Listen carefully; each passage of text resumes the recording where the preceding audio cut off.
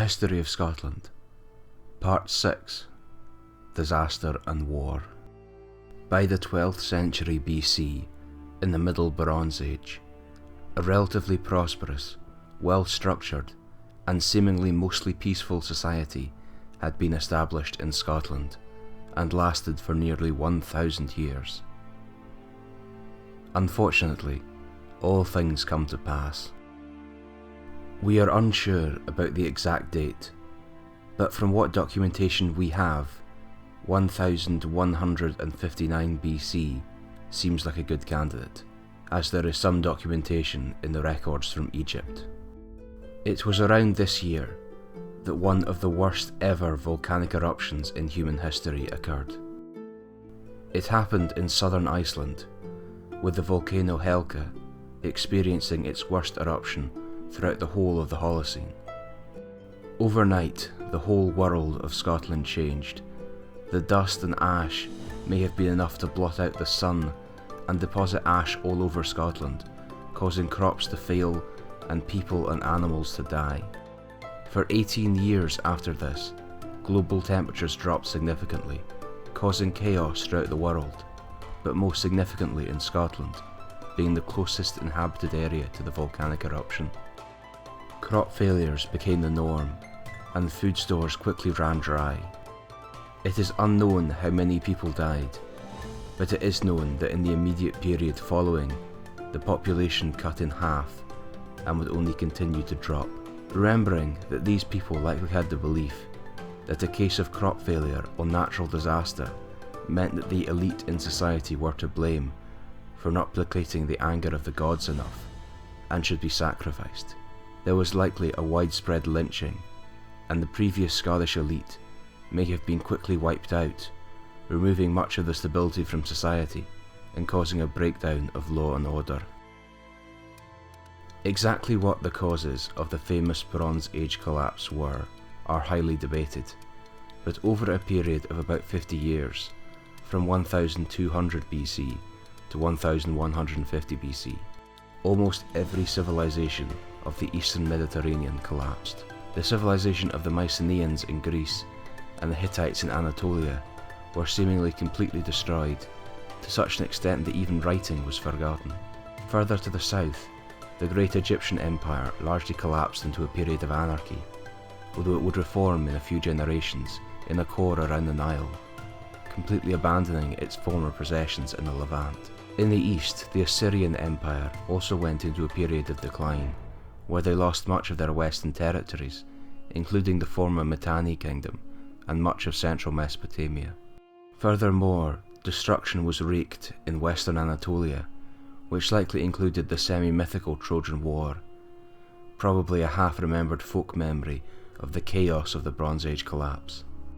The causes of this, as has been mentioned before, are heavily disputed, and to an extent somewhat unknown, but it likely has to do with a combination of several dangerous earthquakes across the Middle East over a series of years. Crop failures, both as a result of the flooding of the Nile and the previously mentioned volcanic eruption, as well as raiding and possible invasion from a number of peoples on the peripheries of the civilized world.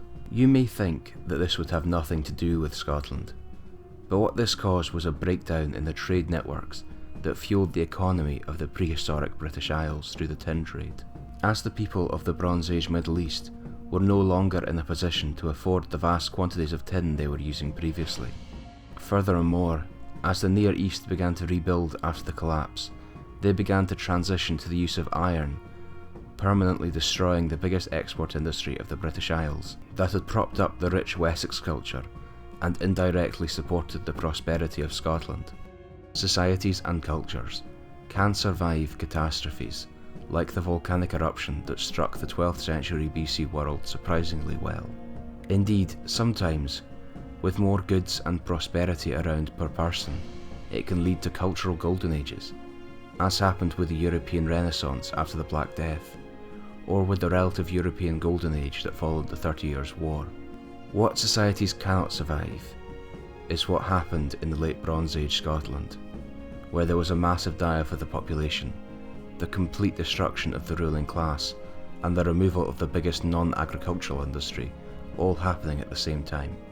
The population of Scotland would not recover until the early to high Middle Ages, with it declining probably to around 150,000 in the immediate years after the crisis of the 12th century BC, and then likely declining further. In the years after the collapse, there was a massive decrease in tool making as agriculture collapsed, and a huge increase in the production of weaponry as the last central authority collapsed and warfare became endemic.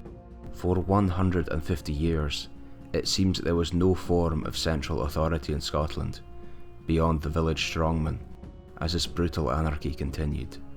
Through this time, and for the rest of the Bronze Age, the production of bronze slowly slowed and eventually came to a halt.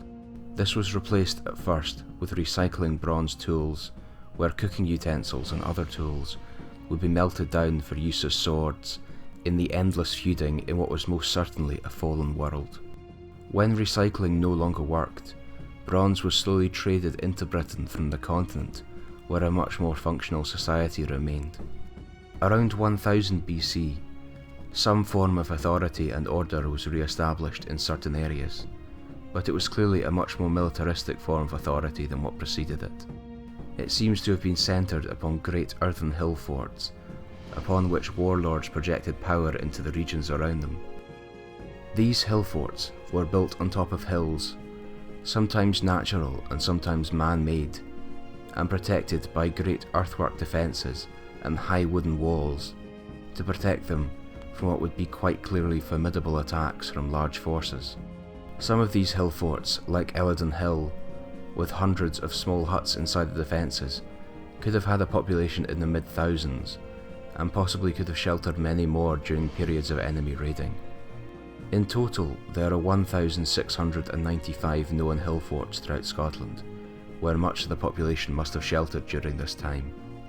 For hundreds of years, there are no significant finds of ornate artefacts in Scotland.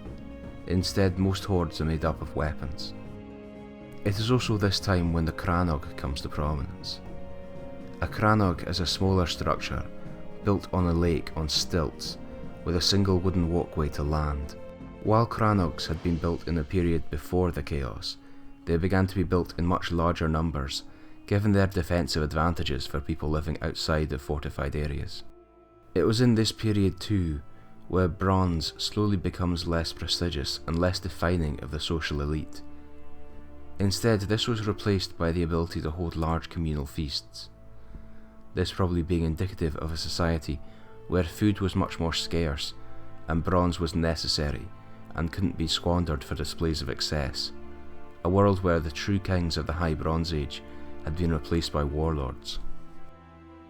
Towards the 8th century BC, the endemic warfare in Scotland seems to calm somewhat, and non-warfare related items begin to show up in the archaeological record.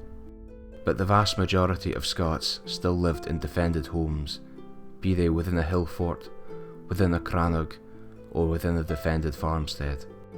This is a relatively rare state in human history, showing a very violent and dangerous society. Unfortunately though, unlike in Ireland, we lack much of the mythology or folk history from this time, with most native Scottish folklore being replaced with Irish folklore from the 6th to the 10th century AD. It was at this time in the 8th century BC when the British Isles start to become more connected to the continent again, at least partially due to the trade networks that transported goods around the European Atlantic coast. We gradually start to see more artefacts in the British Isles that have their origin in the Mediterranean, and goods traded from as far away as Greece, Austria, Iberia and Carthage begin to appear in the archaeological record. Along with this, we begin to see architectural styles in Scotland change, with them starting to model those found on the West Atlantic coast of Europe.